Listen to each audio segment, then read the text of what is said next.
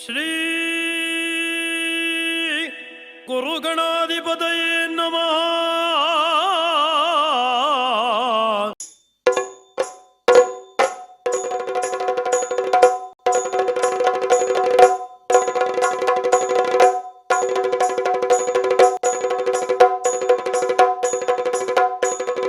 ಅವ್ರ ಕೂತಲೇ ಅಭಿನಯ ಏನೋ ಹೊಸ ಲೋಕಕ್ಕೆ ಒಯ್ದ ಕಲ್ಪನೆಗಳು. ಆ ಕಣ್ಣು, ಆ್ಯಕ್ಷನ್, ಹೆಂಗಲ್ಲು ಭಯಂಕರ. ಪ್ರವಾಹ ಪತಿತನ್ಯಾಯ ಅಂತ ಉಂಟಲ್ಲ, ಪ್ರವಾಹ ಹೇಗೆ ಹೋಗ್ತದೆ ಹಾಗೂ ನಾವು ಹೋಗಲೇಬೇಕು. ಹಾಗಾಗಿ ಅದಕ್ಕೆ ಒಗ್ಗಿಕೊಳ್ತಾ ಇದ್ದೇವೆ ಮನಸ್ಸಿಲ್ಲದ ಮನಸ್ಸಿನಿಂದ. ನಾನು ಪಿಡಿಗೆ ಹೆಣ್ಣು ವೇಷ ಮಾಡ್ತಿದ್ದೆ, ಹೆಣ್ಣು ವೇಷ ಮಾತ್ರ ಸಖಿ ವೇಷ ಎಲ್ಲ ಮಾಡ್ತಿದ್ದೆ. ಇದು ನಿಜವಾಗಿ ಸಿರಿಡೊಳ್ಳು. ಯಾರೋ ಒಬ್ಬರು ಬಂದು ಹೇಳಿದರು, ಯಜ್ಞಯಾಗಾದಿಗಳಿಗೆ ಗರ್ಭಿಣಿಯರನ್ನು ಕರ್ಕೊಂಡು ಹೋಗುವುದಿಲ್ಲ, ಶಾಸ್ತ್ರದಲ್ಲಿ ಉಂಟತೆ, ನಮ್ಗೆ ಗೊತ್ತಿಲ್ಲ ಅದು. ಸಾಲಕ್ಕೆ ಕೊನೆ ಇಲ್ಲ, ಜಾಲಿಯ ಮರವು ನೆರಳಲ್ಲ, ಜಾಲಿಯ ಮರವು ನೆರಳಲ್ಲ, ನನಗೆ ಗಂಡನ ಮನೆಯಲ್ಲಿ ಸುಖವಿಲ್ಲ.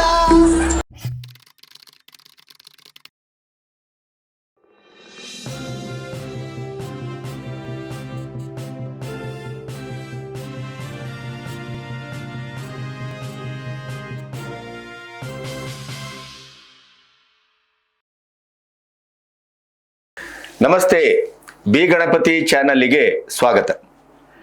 ಇವತ್ತು ನನಗೆ ಬಹಳ ಸಂತೋಷದ ಮತ್ತು ಒಂದು ಸಾರ್ಥಕತೆಯ ಕ್ಷಣ, ಅದನ್ನು ನಿಮ್ಮೊಟ್ಟಿಗೆ ಹಂಚಿಕೊಳ್ಳುವಂಥ ಸುಯೋಗ.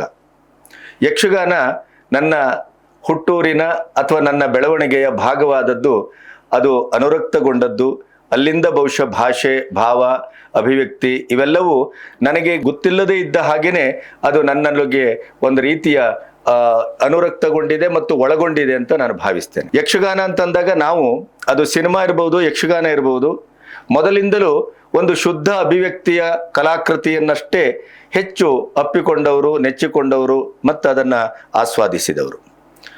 ಅದು ತೆಂಕು ಇರ್ಬೋದು, ಬಡಗಿರ್ಬೋದು, ಅದರ ಮಧ್ಯದ ಬಡಗಿರ್ಬೋದು, ಯಾವುದೇ ಇರ್ಬೋದು. ಆದರೆ ಇವತ್ತಿನ ಹೊತ್ತಿನಲ್ಲಿ ಯಕ್ಷಗಾನ ಅಂತಂದಾಗ ಅದು ತೀವ್ರವಾದಂಥ ಕಮರ್ಷಿಯಲ್ ಆದಂಥ ಒಂದು ಪ್ಲ್ಯಾಟ್ಫಾರ್ಮಿಗೆ ಬಂದು ನಿಂತಿದೆ. ವ್ಯಾವಹಾರಿಕವಾಗಿ ಅದು ತನ್ನನ್ನು ಅಭಿವ್ಯಕ್ತಿಗೆ ಒಡ್ಡಿಕೊಂಡಿದೆ. ಅದರ ಜೊತೆಗೆ ರಂಜನೆ ಅನ್ನುವುದು ಅದು ಒಂದು ಶಿಸ್ತಿನ, ಸಂಸ್ಕೃತಿಯ, ಶೀಲದ ಎಲ್ಲ ಚೌಕಟ್ಟುಗಳನ್ನು ಮೀರಿ, ಹಿಮ್ಮೇಳ ಇರ್ಬೋದು, ಮುಮ್ಮೇಳ ಇರ್ಬೋದು, ಅದು ಎಲ್ಲವೂ ಒಂದು ರೀತಿಯ ಕಲಸು ಮೇಲೋಗರ ಆದದ್ರಿಂದ ನಾವು ಅದರಿಂದ ಸ್ವಲ್ಪ ಹಿಂದುಳಿದಿದ್ದೇವೆ. ಎಲ್ಲಾದರೂ ನಮಗೆ ಅಗತ್ಯ ಬಿದ್ದಾಗ ನಾವು ಮೊಬೈಲಲ್ಲಿ ಯಕ್ಷಗಾನ ನೋಡುವಂಥ ಒಂದು ಪದ್ಧತಿಗೆ ನನ್ನಂಥವನು ಬಂದು ನಿಂತಾಗಿದೆ. 3 ಗಂಟೆ ಯಕ್ಷಗಾನ ಬಂದರೂ ಕೂಡ ಅದರಲ್ಲೂ ಕೂಡ ಎಲ್ಲೋ ಕೆರಮನೆ ಇತ್ಯಾದಿ ಬಿಟ್ಟರೆ ಬೇರೆಯವರು ಗಂಟೆಗಳ ಲೆಕ್ಕದಲ್ಲಿ ಯಕ್ಷಗಾನ ಮಾಡಬಹುದೇ ಹೊರತು ಅದರ ಇಡಿಯದಾದ ಅಭಿವ್ಯಕ್ತಿಯ ಕ್ರಮ ಏನು ಅಂತಂದರೆ ಅಲ್ಲೂ ವೃತ್ತಿಪರವಾದಂಥ ಅಶ್ಲೀಲಗಳು, ಅಸಭ್ಯಗಳು ಎಲ್ಲವೂ ಬಂದಿದೆ. ಒಂದು ರೀತಿಯ ಸರ್ಕಸ್ ರೀತಿಯ ಯಕ್ಷಗಾನವನ್ನೇ ಹೆಚ್ಚು ನಾವು ಕಾಣ್ತೇವೆ. ಇದರ ಮಧ್ಯೆಯೂ ತನ್ನ ತನವನ್ನು ಉಳಿಸಿಕೊಂಡಂಥ ಕೆಲವು ಯಕ್ಷರತ್ನಗಳು ನಮ್ಮ ಮಧ್ಯೆ ಇದೆ. ಅದರಲ್ಲಿ ಅಶೋಕ್ ಭಟ್ರು ನಮಗೆ ಬಹಳ ಮುಖ್ಯ ಆಗ್ತಾರೆ. ನಮಗೆ ಅಲ್ಲಿ ಈಗ ಜಲವಳ್ಳಿ ಮಗ ಇದ್ದಾರೆ, ವಿದ್ಯಾಧರ, ಅಥವಾ ನಮಗೆ ಬಳಕೂರು ಕೃಷ್ಣಯಾಜಿ ಅಂಥವ್ರು ಇಂಥವರೆಲ್ಲರೂ ಇದ್ದಾರೆ. ಅದು ನಮ್ಮ ಸೌಭಾಗ್ಯ. ಇವತ್ತು ಯಕ್ಷಗಾನ ಏನಾದರೂ ನೋಡಬಹುದು, ಆಸ್ವಾದಿಸಬಹುದು ಊರ್ ಬದಿಗೆ ಹೋದಾಗ ಅಥವಾ ಬೆಂಗಳೂರಿಗೆ ಬಂದಾಗ ಅಂತಂದರೆ ಅದು ಇಂಥ ಕಲಾವಿದರ ಒಂದು ಸಂಯೋಗದಿಂದ ಸಾಧ್ಯವಾಗ್ತದೆ. ರಮೇಶ್ ಭಂಡಾರಿ ಅಂಥವರು, ಇವರಲ್ಲಿ ತುಂಬ ಜನ ಇದ್ದಾರೆ. ಅದರಲ್ಲಿ ಇವತ್ತು ಯಕ್ಷ ಅಶೋಕ ಅಂತ ಅವರ 47 ವರ್ಷದ ಸುದೀರ್ಘವಾದಂಥ ಒಂದು ಯಕ್ಷಗಾನದ ಸೇವೆಯನ್ನು ಆಧರಿಸಿ ಅಶೋಕ ಭಟ್ರ ಬಗ್ಗೆ ಸಿದ್ದಾಪುರದಲ್ಲಿ ಇದೇ 7ನೇ ತಾರೀಕಿಗೆ ಒಂದು ಕಾರ್ಯಕ್ರಮವನ್ನು ಹಮ್ಮಿಕೊಂಡ್ರಾಗಿದೆ. ಅದರದ್ದೊಂದು ಸಣ್ಣ ವಿಡಿಯೋದ ಜಲಕ್ಕನ್ನು ನಿಮಗೆ ತೋರಿಸ್ತೇವೆ. ಒಂದು ಯಕ್ಷಗಾನ ಕಲಾವಿದನ ಬಗ್ಗೆ ಊರಿನಲ್ಲಿ ಆ ಮನೋಜ್ ಭಟ್ರಂಥವರ ಒಂದು ವ್ಯಕ್ತಿತ್ವ ಅಥವಾ ಬೇರೆ ಅವರ ಅಭಿಮಾನಿಗಳ ಒಂದು ಸಾಂಘಿಕ ಪ್ರಯತ್ನ ಎಷ್ಟು ಚಂದವಾಗಿದೆ ಅಂತಂದರೆ ಅದನ್ನು ಯಾವುದೇ ಒಬ್ಬ ಜನಪ್ರಿಯ ಸೂಪರ್ ಸ್ಟಾರ್ ಕಲಾವಿದನಿಗೆ ಮಾಡುವಂಥ ರೀತಿಯಲ್ಲಿ ಕಮ್ಮಿ ಇಲ್ಲದೆ ಇದ್ದಾಗ ಆ ಕಾರ್ಯಕ್ರಮವನ್ನು ಮಾಡ್ತಾ ಇದ್ದಾರೆ. ಈಶ ನಿನ್ನ ಚರಣ ಭಜನೆ ಆಸೆಯಿಂದ ಮಾಡುವೇನಾ, ಎನ್ನ ಕೇಶ ರಾಶಿ ದೂರ ಮಾಡು ಶ್ರೀಶ ಕೇಶ. ಯಕ್ಷ ಅಶೋಕ, ಯಕ್ಷ ಸವ್ಯಸಾಚಿ ಅಶೋಕ್ ಭಟ್ ಸಿದ್ದಾಪುರ ಇವರಿಗೆ ಹುಟ್ಟೂರ ಸನ್ಮಾನ. ಮಾರ್ಚ್ 7ಕ್ಕೆ ಉತ್ತರ ಕನ್ನಡದ ಸಿದ್ದಾಪುರದಲ್ಲಿ ನಡೆಯಲಿರುವ ಈ ಕಾರ್ಯಕ್ರಮಕ್ಕೆ ಭರದಿಂದ ಸಿದ್ಧತೆ ನಡೆಯುತ್ತಿದೆ. ಎಲ್ಲೆಲ್ಲೂ ಸೊಬಗಿದೆ, ಎಲ್ಲೆಲ್ಲೂ ಸೊಗಸಿದೆ, ಎಲ್ಲೆಲ್ಲೂ ಸೊಬಗಿದೆ, ಎಲ್ಲೆಲ್ಲೂ ಸೊಗಸಿದೆ, ಸೊಗಸಿದೆ, ಸೊಗಸಿದೆ. ಮನೋಜ್ ಭಟ್ ಹೆಗ್ಗಾರಳ್ಳಿ ಸಂಯೋಜನೆಯ ಈ ಕಾರ್ಯಕ್ರಮವು ಸಿದ್ದಾಪುರದ ನೆಹರು ಮೈದಾನದಲ್ಲಿ ನಡೆಯಲಿದೆ. ಪೆರಡೂರು ಮೇಳ ಮತ್ತು ಅತಿಥಿ ಕಲಾವಿದರೊಡಗೂಡಿ ನಡೆಯುವ ಈ ಯಕ್ಷಗಾನ ಕಾರ್ಯಕ್ರಮಕ್ಕೆ ನೀವು ನಿಮ್ಮವರೊಡಗೂಡಿ ಬನ್ನಿ. ಅಶೋಕ್ ಭಟ್ರಂಥವರಿಗೆ ಮಾಡಬೇಕಾದದ್ದೇ. ಅಶೋಕ್ ಭಟ್ರು ಗಂಭೀರವಾದ ಪಾತ್ರವನ್ನು ಮಾಡ್ತಾರೆ, ಕೃಷ್ಣನನ್ನು ಮಾಡ್ತಾರೆ, ಸುಧನ್ವನನ್ನು ಮಾಡ್ತಾರೆ, ಬಬ್ರುವಾನನ್ನು ಮಾಡ್ತಾರೆ.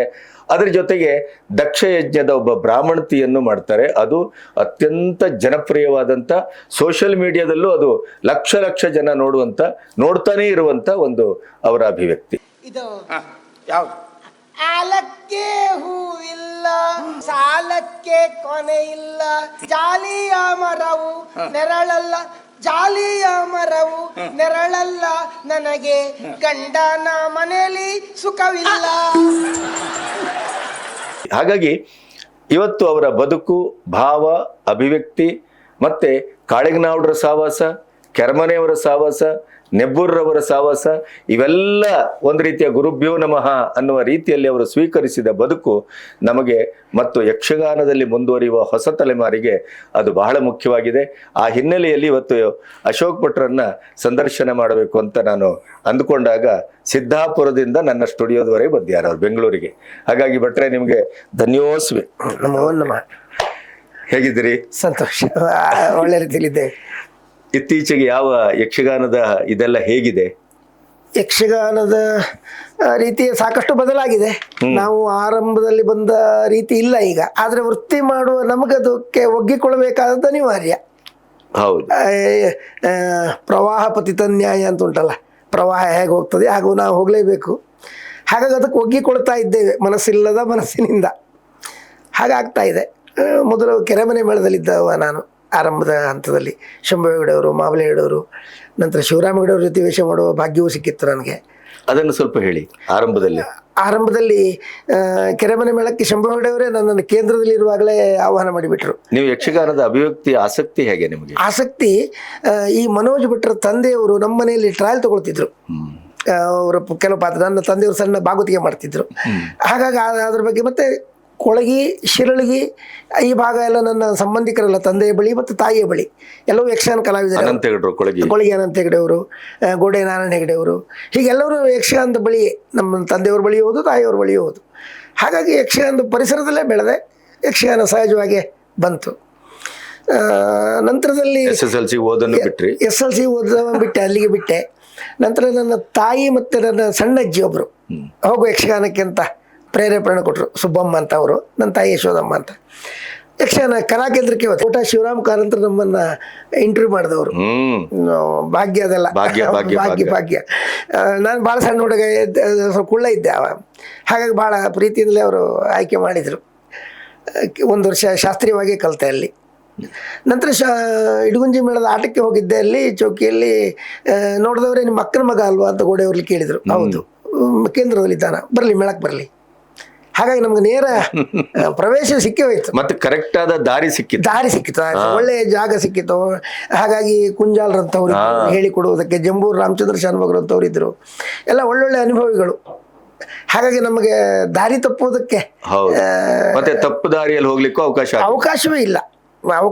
ಹಾಗಾಗಿ ಕೊನೆಗೆ ಶಂಭು ಹೆಗಡೆಯವರು, ಮಾಬಲೆ ಹೆಗಡೆಯವರು, ದೇವ್ರ ಹೆಗಡೆಯವರು ಅಂಥವರೆಲ್ಲ ಒಡ್ಡಾಟ ಸಿಕ್ಕಿದೆ ನನಗೆ. ಎಲ್ಲ ಸಣ್ಣ ಬಾಲಚಂದ್ರಾಸ ಮಾಡ್ತಿದ್ದೆ. ಶಿವರಾಮ ಹೆಗಡೆಯವರ ಕೌರವನಿಗೆ ವರ್ಷಸೇನನ್ನು ಮಾಡ್ತಿದ್ದೆ. ಹಾಗಾಗಿ ಅವಕಾಶ ಎಲ್ಲ ಸಿಕ್ಕಿದೆ. ಅದೆಲ್ಲ ಭಾಗ್ಯ, ಅದೆಲ್ಲ ಕನಸು. ಈಗ ನೆನಪಿದೆಯಾ ನಿಮ್ಗೆ ಅಲ್ಲಿ ಆ ಕ್ಷಣಗಳು? ಇದೆ, ನೆನಪಿದೆ. ಹೌದೌದು. ಶಿವರಾಮ ಹೆಗಡೆಯವರಿಗೆ ಸ್ಟೇಜ್ ಹತ್ಲಿಕ್ಕೆ ಆಗುದಿಲ್ಲ ಆಗಿತ್ತು. ಅವರನ್ನ ನಿಧಾನ ಹಿಡ್ಕೊಂಡು ಹೋಗಿ ಹತ್ತಿ ಕೂಡಿಸ್ತಿದ್ರು. ಅಂದ್ರೆ ಅವ್ರಿಗೆ ಸನ್ಮಾನ ಇರ್ತಿತ್ತು. ಒಂದು ಸನ್ನಿವೇಶ ಮೇಳದಲ್ಲಿ ಇಲ್ಲ. ಆಗ ಅವ್ರ ಕೂತಲೇ ಅಭಿನಯ, ಏನೋ ಹೊಸ ಲೋಕಕ್ಕೆ ಒಯ್ದ ಕಲ್ಪನೆಗಳು. ಆ ಕಣ್ಣು, ಆ್ಯಕ್ಷನ್, ಆ್ಯಂಗಲ್ಲು ಭಯಂಕರ. ಅದೆಲ್ಲ ಈಗ ಆನಂತರ ನೋಡಿದ್ದೆ ನಾನು ಚಿಟ್ಟಾಣಿಯವರಲ್ಲಿ. ಅದನ್ನು ಆ ಒಂದು ಕೇವಲ ಅವರ ಆಂಗಿಕ ಚಲನೆಯೇ ಅದ್ಭುತ ಲೋಕ ಸೃಷ್ಟಿ ಆಗ್ತಿತ್ತು. ಅದೆಲ್ಲ ಭಾಗ್ಯಗಳು. ಇಡಗುಂಜಿ ಮೇಳದ ಒಡನಾಟ ಒಂದು 6 ವರ್ಷ ಅಲ್ಲಿದ್ದೆ ನಾನು. ನಿಮಗೆ ಅಲ್ಲಿ ಒಂದು ಸರಿಯಾದ ಯಕ್ಷಗಾನದ ಅಭಿವ್ಯಕ್ತಿಗೆ ಒಂದು ಚೌಕಟ್ಟು ದಕ್ಕಿತ ಅಂತ? ದಕ್ಕಿತ್ತು. ಯಾಕೆಂದರೆ ಶಂಭು ಹೆಗಡೆ ಅವರು ಇದ್ದಾರಲ್ಲ, ಅವರು ಈ ರಂಗದ ಯಾವ ಆಭಾಸವನ್ನು ಒಪ್ಪುವುದಿಲ್ಲ ಆಗಿತ್ತು ಅವರು. ಅದು ಯಾರೇ ಮಾಡಿದರು. ಒಂದು ದಿವಸ ನನ್ನ ಇದರಲ್ಲಿ ಕುಂಜಲ್ರಿ ಕೂಡ ಹೇಳಿದರು ಅವರು, ಬೇಡ ರಾಮಕೃಷ್ಣ ಅದು ಅಂತ ಅನ್ನೋದು ನಯವಾಗಿ. ಹಾಗೆ ಅಷ್ಟು ಒಳ್ಳೆಯ ಮರ್ಯಾದೆಯ ಚೌಕಟ್ಟಿನಲ್ಲಿ ಯಕ್ಷಗಾನವನ್ನು ಕೊಡಬೇಕು ಅಂತ ಇದಿತ್ತು ಅವರಿಗೆ, ಸುಸಂಸ್ಕೃತ. ಹೌದೌದು. ಹಾಗಾಗಿ ಆ ಕಾಲದಲ್ಲಿ ಇಡಗುಂಜಿ ಮೇಳಕ್ಕೆ ನಾವು ಬೈತಿದ್ವಿ. ಹೆಂಗಸರೆಲ್ಲ ಅಲ್ಲಿವರೆಗೆ ಬಂದು ಕೂತ್ಕೊಳ್ತಿದ್ರು. ಚೌಕಿಯಲ್ಲಿ ಹೆಂಗಸರು, ಮಕ್ಕಳು, ಮರಿ ಎಲ್ಲ. ನಾವು ಗೋಪಾಲೇಶ್ವರು ಕೆಳಗೆ ಪಿಟಿಗೆ ನಾಶ ಮಾಡೋ ಅಲ್ಲಿ ತುದಿವರೆಗೂ ಹೆಂಗಸರು ಕೂತ್ಕೊಂಡಿರ್ತೀವಿ. ನಮಗೆ ಉಪದ್ರ ಆಗ್ತದೆ ನಾವು ಬೈತಿದ್ವಿ. ಆವಾಗ ನಮ್ಗೆ ಕಲ್ಪನೆ ಇಲ್ಲ. ಆದ್ರೆ ಈಗ ಅನಿಸ್ತದೆ, ಅಂದ್ರೆ ಅಷ್ಟು ವಿಶ್ವಾಸ ಇಟ್ಟು ಬಂದು ಚೌಕಿಯಲ್ಲಿ ನಮ್ಮ ಅಣ್ಣ ತಮ್ಮಂದಿರ ಭಾವನೆಯಲ್ಲಿ ಕೂತ್ಕೊಳ್ತಿದ್ರು ಅಂತ ಈಗ ಅನಿಸ್ತದೆ ಅದೆಲ್ಲ. ನಿಜವಾಗಿ ಒಳ್ಳೆಯ. ಮತ್ತು ವೇಷಗಾರಿಕೆಗೆ ಶಿಸ್ತನ್ನು ಅದನ್ನು ತಂದವರು ಶಂಭು ಹೆಗಡೆ ಅವರೇ. ಈ ಹೇಗೇಗೋ ಕಟ್ಕೊಳ್ಳೋದು, ರಂಗಸ್ಥಳದಲ್ಲಿ ಬಿಚ್ಚಿ ಬೀಳುವ ಆಗಿರಬಾರ್ದು. ಅದು ಇಂಥದ್ದು ಎಷ್ಟನ್ನು ಅನೇಕ ಹೊಸ ಕೊಡುಗೆಗಳನ್ನು ಕೊಟ್ಟವರಲ್ಲಿ ಶಂಭು ಹೆಗಡೆ ಅವರು ಮೊದಲನೇ ಸಾಲಿನಲ್ಲಿ ಇರ್ತಾರೆ. ಕುರ್ಚಿಯಿಂದ, ರಂಗಭೂಮಿಯಿಂದ ಚೌಕಿಯವರೆಗೆ. ಚೌಕಿ ಒಂದು ಮೈಕಿನ ವ್ಯವಸ್ಥೆ ಆದಾಗ ಅಷ್ಟು ಶಿಸ್ತಲ್ಲಿ ಇರಬೇಕು ಅಂತ. ಲೈಟಿಂಗು ಅದು ಈಗೆಲ್ಲ ಅದು ಅಂಥದ್ದಕ್ಕೆಲ್ಲ ಅವಕಾಶವೂ ಇಲ್ಲ ಆಗಿತ್ತು. ಹಾಗೆ ಬಹಳ ಶಿಸ್ತಿನ ಇದನ್ನು ಕಟ್ಟಿದ್ರು ಅವರು. ಅದು ನಮ್ಮ ಮುಂದಿನ ಕಲಾವಿದರಿಗೆ ಅದು ಒಂದು ದಾರಿ ಆಯಿತು. ಅದು ಯಾರು ಶಂಭು ಹೆಗಡೆ ರಾಳಿ ಹಾಕಿಕೊಟ್ಟದ್ದು. ಇವತ್ತಿನ ಈ ಶಿಸ್ತು ಇದಕ್ಕೆಲ್ಲ ಕಾರಣ, ಹೆಚ್ಚಿನ ಕಾರಣ ಅವರೇ ಅಂತ ಅನಿಸ್ತದೆ ನನಗೆ. ಉಳಿದವ್ರ ಕೊಡುಗೆ ಉಂಟೇನಿಲ್ಲ ಅಂತಲ್ಲ. ಕೆರಮನೆ ಮೇಳದಲ್ಲಿ ನೀವು ಪಡ್ಕೊಂಡದ್ದೇನು? ನಾನು ಪಡ್ಕೊಂಡದ್ದು, ಯಾಕಂದ್ರೆ ಅವಾಗ ನಿಮ್ಮ ಬಾಲ್ಯ ಸಣ್ಣ ವಯಸ್ಸು, ಬಾಲವೇಷದಿಂದ ಶುರು ಮಾಡಿದ್ದು. ಹೌದು. ಅಲ್ಲಿ ನಿಮಗೆ ದಕ್ಕಿದ್ದು ಸಿಕ್ಕಿದ್ದು ಅದು ನಿಮ್ಮ ಮುಂದಿನ ಚಲನೆಗೆ ಅನುಕೂಲ ಆಯ್ತು. ಒಂದು ಪಾತ್ರವನ್ನು ಹೇಗೆ ಕಟ್ಟಬೇಕು ಮತ್ತು ಅದನ್ನ ಹೇಗೆ ಯೋಚಿಸಬೇಕು. ಇವು ಶಂಭು ಹೆಗಡೆ ಅವರು ಒಂದು ಕರ್ಣನ್ ಮಾಡಿದ್ರೆ ಹೇಗೆ ಯೋಚಿಸಿದರು ಅದೆಲ್ಲ ನಮಗೆ ಪಾಠ ಆಯ್ತು. ಅದು ಅದರ ಹೊರತಾಗಿ ಒಂದು ಪಾತ್ರವನ್ನು ಕಟ್ಟೋದು. ನಾನು ಬೇರೆಯವ್ರ ಕರ್ಣನ್ನು ನೋಡಿದ್ದೆ, ಶಂಭು ಹೆಗಡೆ ಅವ್ರ ಕರ್ಣನ್ನು ನೋಡಿದೆ. ಇದಕ್ಕೆ ಸಾಕಷ್ಟು ವ್ಯತ್ಯಾಸ ಕಾಣುತ್ತೆ. ಇದಕ್ಕೊಂದು ವೈಚಾರಿಕತೆ ಲೇಪ ಕೊಟ್ಟರಲ್ಲ ಅವರು, ಹೀಗೆ ಕೊಡಬಹುದು ಅಂತ ಅನಿಸೋದಕ್ಕೊಂದು ಸಣ್ಣ ಪಾಠ, ಮಾರ್ಗದರ್ಶನ ಅಲ್ಲಿಂದ ಆಯ್ತು ನಮಗೆ. ಅದು ನಂತರದಲ್ಲಿ ರಂಗದ ಚುರುಕಿಗೆ ಚಿಟ್ಟಾಣಿಯವರು ಪ್ರೇರಣೆ ಆದರು. ಹೀಗೆ ಒಬ್ಬೊಬ್ಬರು ಒಂದೊಂದಕ್ಕೆ ಪ್ರೇರಣೆ ಆಗ್ತಾರೆ. ಅಂದರೆ ನನಗನಿಸುವುದು ಯಕ್ಷಗಾನದ ಒಂದು ಸಣ್ಣ ವೇಷಧಾರಿಯೂ ನನಗೆ ಗುರು. ಕರೆಕ್ಟ್. ಯಾಕೆ ಕೇಳಿದ್ರೆ ಅವನಲ್ಲಿ ಒಂದು ಇಷ್ಟು ಸಣ್ಣ ವಿಷಯವಾದ್ರೆ ನಾನು ಕಲ್ತಿದ್ದೇನೆ ಅಂದ. ಅರಮನೆಯಲ್ಲಿ ನಿಮ್ಮನ್ನ ನೀವು ಗುರುತಿಸಿಕೊಂಡಂತ ಪಾತ್ರಗಳು ನಾನು ಪಿಟಿಗೆ ಹೆಣ್ಣು ವೇಷ ಮಾಡ್ತಿದ್ದೆ. ಹೆಣ್ಣು ವೇಷ ಮಾತ್ರ ಸಖಿ ವೇಷ ಎಲ್ಲ ಮಾಡ್ತಿದ್ದೆ. ಅಯ್ಯಪ್ಪ, ಇದು ನಿಜವಾಗಿ ಸಿರಿಡೊಳ್ಳು. ಬಹುಶಃ ಸ್ವಲ್ಪ ಕಾಸು ಮಾಡಿದವ್ರು ಇರಬೇಕು. ನನಗೆ ನಾಚಿಕೆ, ಭಾಳ ನಾಚಿಕೊಳ್ತಿದ್ದೆ ಅಲ್ಲಿ ಮಾತಾಡ್ಲಿಕ್ಕೆಲ್ಲ. ನೆಬ್ಬೂರು ನಾರಾಯಣ ಭಾಗವತರು ಹೇಳಿದರು, ಈ ಭಾರಿ ನಾಚಿಕೊಳ್ತೆ ನೀನು, ಹಾಗಾಗಿ ಮಧ್ಯೆ ಮಧ್ಯೆ ಒಂದು ಗಂಡು ವೇಷ ಮಾಡು, ಸ್ವಲ್ಪ ನಾಚಿಕೆ ಬಿಡ್ತದೆ ಅಂತ. ಗಂಡು ವೇಷ ಆರಂಭ ಆಯಿತು. ನಂತರ ಗಂಡು ವೇಷ, ಹೆಣ್ಣು ವೇಷ. ಅಲ್ಲಿ ಮಹಾಬಲ ಹೆಗಡೆ ಅವ್ರ ಜೊತೆಗೆ ಭೀಷ್ಮ ಪರ್ವದ ಅಭಿಮನ್ಯು ಮಾಡ್ತಿದ್ದೆ. ಅವರು ಸ್ವಲ್ಪ ಹುಡುಗಟ್ಟಿಗೆ ಹೆಚ್ಚಿಗೆ ಮಾಡಬೇಕು ಅಂತ ಹೇಳಿ ಅವರೇ ಆ ವೇಷಕ್ಕೆ ತಕ್ಕಾಗಿ. ಆವಾಗ ಸ್ವಲ್ಪ ಅಧಿಕ ಪ್ರಸಂಗದ ಮಾತುಗಳು ಇತ್ಯಾದಿಗಳೆಲ್ಲ, ನೀವೆಲ್ಲ ಈ ಕ್ಷೇತ್ರದಲ್ಲಿ ಇರಬಾರ್ದು ಹೀಗೆಲ್ಲ ಅವ್ರಿಗೆ ಹೇಳ್ತಿದ್ದೆ ನಾನು. ಅವ್ರು ಖುಷಿ ಪಡ್ತಿದ್ರು. ಹೌದು, ಭೀಷ್ಮ ಇರಬಾರ್ದು, ಆ ಕ್ಷೇತ್ರದಲ್ಲಿ ಇರಬಾರ್ದು, ಯಾಕೆ ವಯಸ್ಸಾಗಿದೆ ಅವ್ರಿಗೆ, ನೀವೆಲ್ಲ ಇನ್ನು ಮನೆಯಲ್ಲಿ ಮೊಮ್ಮಕ್ಕಳು ಆಡಿಸ್ಬೇಕು ಇಂಥದ್ದೆಲ್ಲ ಮಾತಾಡ್ತಿದ್ದೆ ನಾನು. ಅವ್ರು ಭಾಳ ಖುಷಿ ಆಗಿತ್ತು. ನೀವು ಎಷ್ಟೆಷ್ಟು ಹುಡುಗಾಟಿಗೆ ಮಾಡಿದ್ರಿ ಅಷ್ಟಷ್ಟು ಆ ಪಾತ್ರ ವಿಜೃಂಭಿಸ್ತದೆ ಅಂತ ಅವ್ರು ಉಂಟು. ಈಗಲೂ ಎಲ್ಲ ಕೆಲವು ಆಡಿಯೋ ಕ್ಯಾಸೆಟ್ಗಳು ಉಂಟು, ಅಲ್ಲ ಉಂಟು. ಅಭಿಮನ್ಯು, ಕೊನೆಗೆ ಅಭಿಮನ್ಯು, ಕಾಳಗದ ಅಭಿಮನ್ಯು, ಕೌಸೋದೆ, ಕೃಷ್ಣ, ಈಗೆಲ್ಲ ಪುಂಡು ವೇಷಗಳು ಸಿಗ್ತಾ ಬಂತು. ಅದನ್ನು ಮಾಡಿದೆ. ಹೆಣ್ಣು ವೇಷ ಎರಡು ಒಟ್ಟಿಗೆ ಆಯಿತು. ಅಲ್ಲಿ ಬೆಳೆಯೂರು ಕೃಷ್ಣಮೂರ್ತಿಯವರಿದ್ದರು. ಅವರು ಈ ಹಾಸ್ಯದ ಸಂಭಾಷಣೆಯನ್ನು ಭಾಳ ಚೆನ್ನಾಗಿ ಮಾಡ್ತಿದ್ರು. ಅವರು ಅದನ್ನು ನನಗೆ ಸ್ವಲ್ಪ ಪ್ರೇರಣೆ ಆದರು. ಆನಂತರ ಸಾಲಿಗ್ರಾಮ ಮೇಳಕ್ಕೆ ಹೋದೆ. ಅಲ್ಲಿ ಕಾಳಿಗೆ ನಾವು ಹಾಸ್ಯದ ಛಾಯೆ ಉಂಟು, ಸ್ವಲ್ಪ ಹಾಸ್ಯದ ವೇಷಗಳನ್ನು ಮಾಡು. ನಿಜವಾಗಿ ಆ ಸವ್ಯಸಾಚಿ ಎನ್ನುವ ಬಿರುದಿಗೆ ಅವರು 3 ಜನ ಅದಕ್ಕೆ ಆಶ್ರಯಿಸ ಸಲ್ಲಬೇಕಾದ ಅವರು 3 ಜನರಿಗೆ, ನೆಬ್ಬೂರು ನಾರಾಯಣ ಭಾಗವತರು, ಬೆಳೆಯೂರು ಮತ್ತು ಕಾಳಿಂಗನವರು, ಅವರು ನನ್ನನ್ನು ಸಿದ್ಧಪಡಿಸಿದವರು ಅವರು. ಹಾಗೆ ನಂತರ 3 ಮುಂದುವರಿಸ್ತಾ ಬಂದೆ. ಸ್ವಲ್ಪ ಹೊಸತನ್ನು ಕಟ್ಟುವ ಹಂಬಲ ಆಗಿಂದಲೂ ಇತ್ತು. ಇಡಗುಂಜಿ ಮೇಳಕ್ಕೆ ಸೇರಿದಾಗಿಂದಲೂ ಇತ್ತು. ಹೊಸದಾಗಿ ಯೋಚನೆ ಮಾಡಬೇಕು, ಹೊಸ ರೀತಿಯಲ್ಲಿ ಕೊಡಬೇಕು. ಆ ದಿಕ್ಕಿನಲ್ಲಿ ಸ್ವಲ್ಪ ಹೇಳಿ. ಆ ದಿಕ್ಕಿನಲ್ಲಿ ನಾನು ಈ ಬ್ರಾಹ್ಮಣತಿ ಉಂಟಲ್ಲ, ಇದನ್ನೇ ಹೇಳಿದ್ರೆ ದಕ್ಷಯಜ್ಞ. ದಕ್ಷಯಜ್ಞದಲ್ಲಿ ಕುಂಜಾಲರೊಟ್ಟಿಗೂ ನಾನು ಮಾಡಿದ್ದೆ, ಬ್ರಾಹ್ಮಣತಿ ವೇಷವನ್ನು ಮಾಡಿದ್ದೆ. ಆ ಅನುಭವ ಹೇಗಿತ್ತು? ಅದು ಅಲ್ಲಿ ಬಸರಿಯನ್ನು ಮಾಡ್ತಿದ್ದೆ. ಹಾ, ಕೊನೆಗೆ ಯಾರೋ ಒಬ್ಬರು ಬಂದು ಹೇಳಿದರು, ಯಜ್ಞಯಾಗಾದಿಗಳಿಗೆ ಗರ್ಭಿಣಿಯರನ್ನು ಕರ್ಕೊಂಡು ಹೋಗುವುದಿಲ್ಲ, ಶಾಸ್ತ್ರದಲ್ಲಿ ಉಂಟತೆ, ನಮ್ಗೆ ಗೊತ್ತಿಲ್ಲ ಅದು, ಅಧ್ಯಯನದ ಕೊರತೆ ನಮಗೆ. ಬಿಟ್ಟೆ ಅದನ್ನ. ಬಿಟ್ಟಾಗಿ ಇನ್ನೇ ಹೇಗೆ ಮಾಡ್ಬೋದು? ನಂತರ ಇದೆಲ್ಲ ಶುರುವಾಯಿತು. ಒಂದೊಂದೇ ಅದು ಒಂದೇ ದಿವಸಕ್ಕೆ ಸಿದ್ಧ ಆದದ್ದಲ್ಲ, ಒಂದೊಂದು ಆಟದಲ್ಲಿ ಒಂದೊಂದು ಸೇರಿ ಆಗ ಸಿದ್ಧ ಆಯಿತು. ಹೀಗೆ ಅಂದರೆ ನಾವು ಸ್ವಲ್ಪ ಯೋಚನೆ ಮಾಡಿದರೆ ಪ್ರತಿಯೊಂದು ಪಾತ್ರವನ್ನು ಹೊಸ ರೀತಿಯಲ್ಲಿ ಕಟ್ಟಬಹುದು. ಅಧ್ಯಯನ ಬೇಕು. ಅಧ್ಯಯನ ಅಂದರೆ ಓದುವುದೇ ಅಂತಲ್ಲ, ಗ್ರಹಿಕೆ ಆದ್ರೂ ಬೇಕು. ಗ್ರಹಿಕೆ. ಈಗ ಜಲವಳ್ಳಿಯವರು ಮತ್ತು ಚಿಟ್ಟಾಣಿಯವರೆಲ್ಲ ಓದ್ದವರಲ್ಲ, ಅವರೆಲ್ಲ. ಜಲವಳ್ಳಿಯವರಿಗೆ ನಾವು ಬಾಂಬೆಲಿರುವಾಗ ಮನೆಗೆ ಲೆಟರ್ ನಾವು ಬರ್ಕೊಡ್ತಿದ್ವಿ. ಅವರು ಬರ್ಕೊಡ್ತಾ ಇದ್ರು. ಹೌದು, ನಾನು ಬರ್ಕೊಟ್ಟಿದ್ದೇನೆ ಎಷ್ಟೋ ಲೆಟರ್ನ. ನಾವು ಬಾಂಬೆಲಿ ಒಟ್ಟಿಗೆ ಇರ್ತಿದ್ವಿ, ಅಲ್ಲಿ ಸಾಲಿಗ್ರಾಮ ಬರ್ಕೊಟ್ಟಿದ್ದೆ. ಆದರೆ ಅವರು ಬಳಸುವ ಭಾಷೆ ಗಾಂಭೀರ್ಯ ಮತ್ತು ಆ ಭಾಷೆಯಲ್ಲಿ ಶಬ್ದ ಬಳಕೆ ಮತ್ತೆ ಆಡುವ ಶಬ್ದದ ಹಿಂದಿರುವ ಧ್ವನಿ ಅದ್ಭುತ. ನನಗೆ ಇವತ್ತಿಗೂ ಅಶೋಕ್ ಭಟ್ರೆ ಸತ್ಯ ಹೇಳ್ತೇನೆ, ಭಸ್ಮಾಸುರ ಮೋಹಿನಿಯ ಈಶ್ವರನ ಪಾತ್ರದ ಪೀಠಿಕೆ ಇದೆಯಲ್ಲ, ಹೌದು, ಅದು ಇವತ್ತವರೆಗೂ ನನಗೆ ಜಲವಳ್ಳಿದ್ ಬಿಟ್ಟರೆ ಸ್ಯಾಟಿಸ್ಫ್ಯಾಕ್ಷನ್ ಆಗ್ಲಿಲ್ಲ. ಒಳ್ಳೆ ಅವ್ರು ಕಟ್ಟಿದ ಪಾತ್ರ ಭಾಳ ಇದೆ. ಒಂದು ಚಿತ್ರಾಕ್ಷಿ ಕಲ್ಯಾಣದ ರಕ್ತಜಂಗ, ಶನಿ, ಕೊನೆ ಇಂಥ ಹೊಸ ಕಥೆಗಳಲ್ಲಿ ಬೇಕಷ್ಟು ಉಂಟು ಬಿಡಿ. ಏನು ಅಧ್ಯಯನ ಮಾಡಿದೆ ಅವರು, ಓದಿದ್ದಲ್ಲ ಅವರಲ್ಲ, ಒಬ್ಬೊಬ್ಬರಿಂದ ಒಂದೊಂದು ಕಲ್ತರು, ಒಂದೊಂದು ಗ್ರಹಿಸಿದರು, ಆ ರೀತಿಯಲ್ಲಿ ಅಧ್ಯಯನ ಮಾಡಿದ್ರು ಅವರು. ನಿಮ್ಮ ಈ ಹೊಸತನದ ಅಭಿವ್ಯಕ್ತಿಯ ಕೆಲವು ಪಾತ್ರಗಳನ್ನ ಸ್ವಲ್ಪ ವಿವರಿಸಿ. ಹೊಸತನದಂದ್ರೆ ಬ್ರಾಹ್ಮಣತೆ ಒಂದಾಯ್ತಲ್ಲ, ನಂತರ ಒಂದು ಚಾಂದ್ ಖಾನ್ ಅಂತ ಒಂದು ಹೊಸ ಪ್ರಸಂಗದಲ್ಲಿ ಮಾಡಿದ್ದೆ.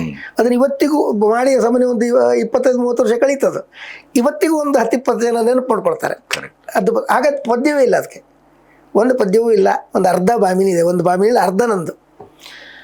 ಅದನ್ನು ಆ ರೀತಿಯಲ್ಲಿ ಕಟ್ಟಿದಾಗ ಅದನ್ನು ಜನ ಇವತ್ತಿಗೂ ನೆನಪು ಮಾಡ್ಕೊಳ್ಳೋ. ಅದನ್ನು ಜನರ ಮನಸ್ಥಳದ ಆ ಪಾತ್ರಕ್ಕೆ ಆ ರೀತಿಯ ಭಾಷೆ, ಅಭಿವ್ಯಕ್ತಿ. ಈ ಗಂಭೀರವಾದ ಪಾತ್ರ ಮತ್ತು ಹಾಸ್ಯ ಪಾತ್ರ, ಅದರ ಮಧ್ಯದಲ್ಲಿ ಸ್ತ್ರೀವೇಷ, ಇದನ್ನು ಮೂರು ಬಹಳ ಭಿನ್ನವಾದ ನೆಲೆಯಿಂದ ಅಭಿವ್ಯಕ್ತಿಗೊಳ್ಳುವಂಥದ್ದು. ಅದನ್ನ ಮೂರನ್ನೂ ಮಾಡಿ, ಈಗ ಹಾಗೆ ನೋಡಿದ್ರೆ ಜಲವಳ್ಳಿಯು ಸ್ತ್ರೀವೇಷದಿಂದ ಆರಂಭಿಸಿದ್ದು, ಚಿಟ್ಟಾಣಿಯು ಸ್ತ್ರೀವೇಷ, ಗೋಡೆಯವರು, ನಮ್ಮ ಶಂಭು ಹೆಗಡರು ಸ್ತ್ರೀವೇಷ ಮಾಡಿದ್ರು. ಹೌದು, ಅವರು ಅಂಬೆ ಒಟ್ಟಿಗೆ ನಾನು ಅಂಬಲಿಕೆ ಮಾಡಿದವರು. ಬಹುಶಃ ಶಿವರಾಮ ಹೆಗಡರ ಜೀವನದಲ್ಲೂ ಅಂಥದ್ದೇನೋ ಒಂದೆರಡು ಘಟನೆ ಇದೆ ಅಂತ ಅಂದ್ಕೊಳ್ತೇನೆ. ಆದ್ರೆ ಅದನ್ನ ಚಾಲ್ತಿಗೆ ಅಂದ್ರೆ ಅದನ್ನು ಮಾಡು ಇದನ್ನು ಮಾಡು, ಎರಡನ್ನೂ ದಕ್ಕಿಸ್ಕೋ ಅನ್ನುವಂತ ರೀತಿಯಲ್ಲಿ ಬಹಳ ಕಲಾವಿದರು ಕಡಿಮೆ ಚಾಲ್ತಿಯಲ್ಲಿ. ಅದು ನೀವು ಈಗಲೂ ಮಾಡ್ತಾ ಇದ್ದೀರಿ ಅದನ್ನ. ಈಗಲೂ ನೀವು ಅದನ್ನು ಮಾಡಬಹುದು, ಇದನ್ನು ಮಾಡಬಹುದು. ಅದು ಹೇಗೆ ಸಾಧ್ಯ ಆಯ್ತು?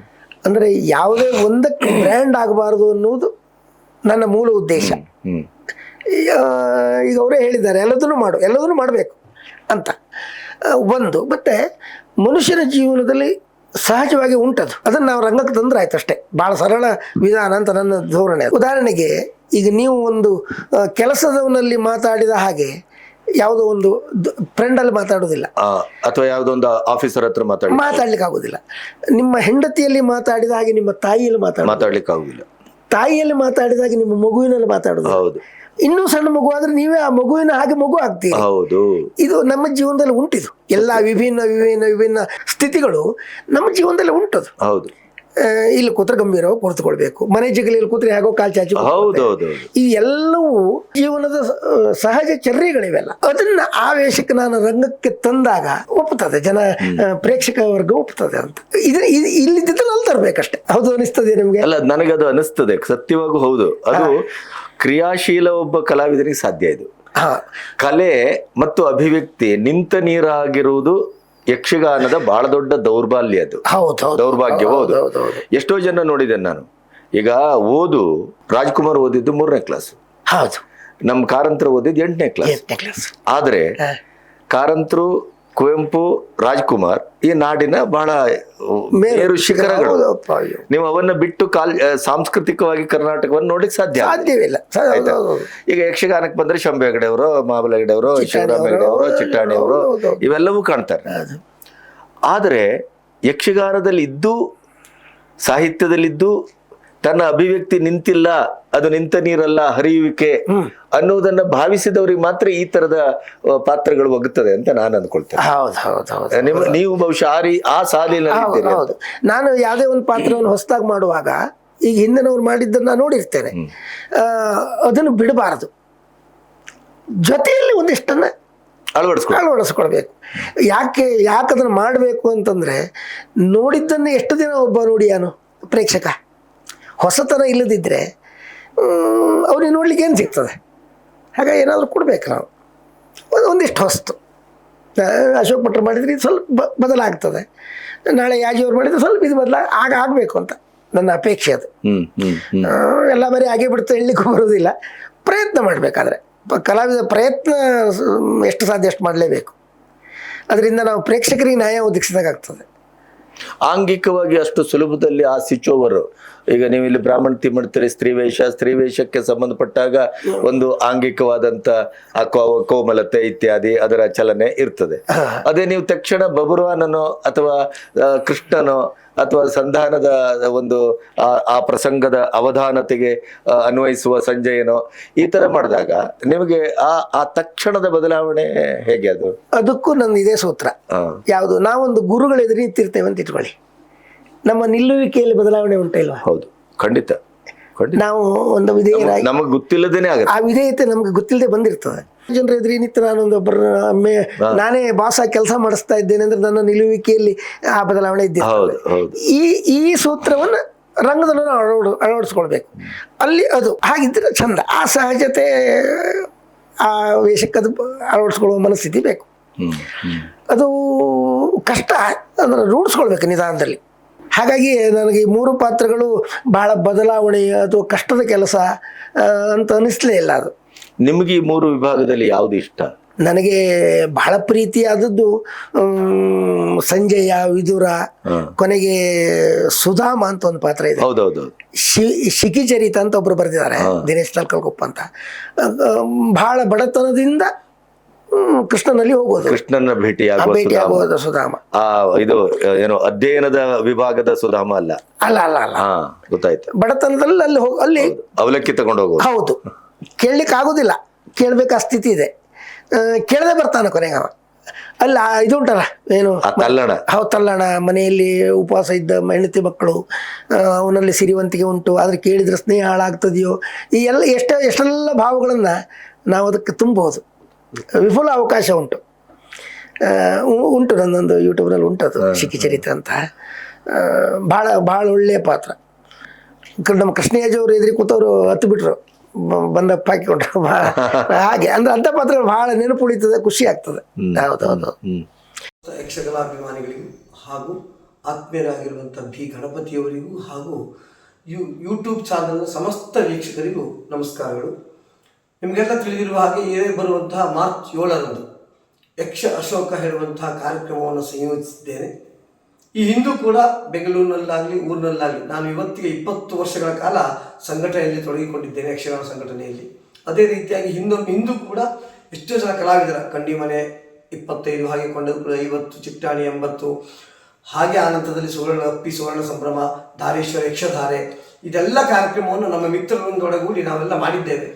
ಅದೇ ರೀತಿಯಾಗಿ ಈ 10 ವರ್ಷಗಳ ಹಿಂದೆ ಒಮ್ಮೆ ನಮ್ಮ ಊರಿನ ಪ್ರಸಿದ್ಧ ಭಾಗವತರಾಗಿರುವಂಥ ಕೊಳಗಿ ಕೇಶವಗೌಡೆಯವರ ಕುರಿತಾಗಿ ಒಂದು ಕೊಳಗಿ ಯಕ್ಷರಾತ್ರಿ ಎಂಬ ಕಾರ್ಯಕ್ರಮವನ್ನು ಮಾಡಿದ್ದಿದೆ.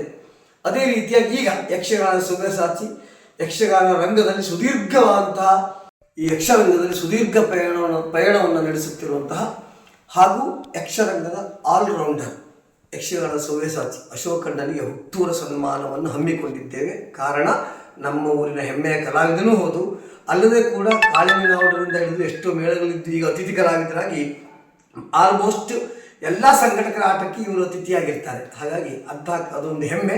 ಅಲ್ಲದೆ ನಮ್ಮ ಕುಟುಂಬದ ವೈಯಕ್ತಿಕ ಪ್ರೀತಿಯಿಂದಲೂ ಕೂಡ ಈ ಕಾರ್ಯಕ್ರಮ ಯಕ್ಷ ಅಶೋಕ ಹೇಳುವಂಥ ಕಾರ್ಯಕ್ರಮವನ್ನು ಹಮ್ಮಿಕೊಂಡಿದ್ದೇವೆ. ಅಲ್ಲದೆ ಈ ಕಾರ್ಯಕ್ರಮಕ್ಕೆ ಎಲ್ಲ ಯಕ್ಷಗಾನ ಸಂಘಟಕರಾಗಲಿ ಕಲಾಭಿಮಾನಿಗಳಾಗಲಿ ಪ್ರೋತ್ಸಾಹವನ್ನು ನೀಡಿದರು. ಆ ಕಾರಣದಿಂದ ಈ ಬರುವ ಮಾರ್ಚ್ 7ರಂದು ಯಕ್ಷ ಅಶೋಕ ಕಾರ್ಯಕ್ರಮವನ್ನು ಹಮ್ಮಿಕೊಂಡಿದ್ದೇನೆ. ಎಲ್ಲ ಕಾರ್ಯಕ್ರಮಗಳಲ್ಲಿ ತಮ್ಮೆಲ್ಲರ ಸಂಪೂರ್ಣ ಸಹಕಾರ, ಆಶೀರ್ವಾದ, ಬೆಂಬಲವನ್ನು ಬಯಸ್ತೇನೆ.